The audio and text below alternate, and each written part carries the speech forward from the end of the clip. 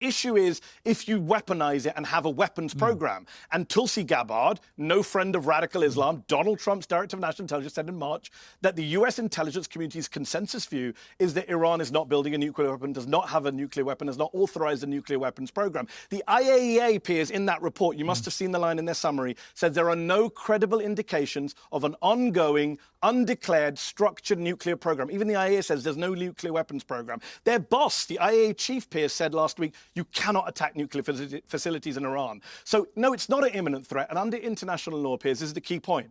If a weapon is a year away, you cannot say we're under imminent threat. That does not give you a right to self-defense. Otherwise, everyone in the world would go around just bombing people. You and I oppose Russia's invasion of Ukraine. We agree on that, right? Putin claimed that Ukraine would one day attack Russia with NATO support. That's why I'm doing it. That was a bullshit argument. You and I rejected Putin's bullshit argument in Ukraine. You and I have rejected the Israeli bullshit argument now in Gaza. You don't believe what they're saying about Gaza. I don't know why you're believing them on this when you were rightly calling out the bullshit from the UK and the US in 2003 over Iraq. Saddam Hussein was not an imminent threat, and Iran was not an imminent threat, and Israel attacked them illegally last week while there were nuclear negotiations going on, Piers. One last point.